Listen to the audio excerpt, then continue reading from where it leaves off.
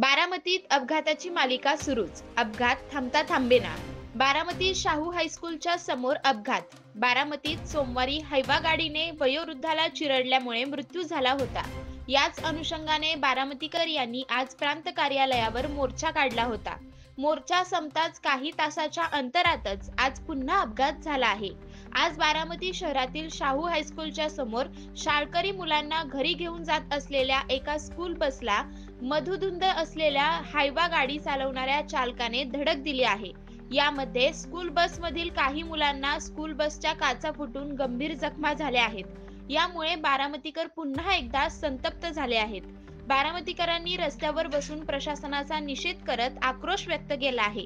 याबाबत प्रशासनाच्या वतीने उद्या उपाययोजना करण्याची तातडीची बैठक आयोजित केली आहे. यावेळी बारामतीकरांनी दिवसा हायवा गाडीला कायमची बंदी करावी अशी मागणी केली आहे. डंपर वाहतूक बंद करा. डंपर वाहतूक बंद झालीच पाहिजे. डंपर वाहतूक बंद झालीच पाहिजे.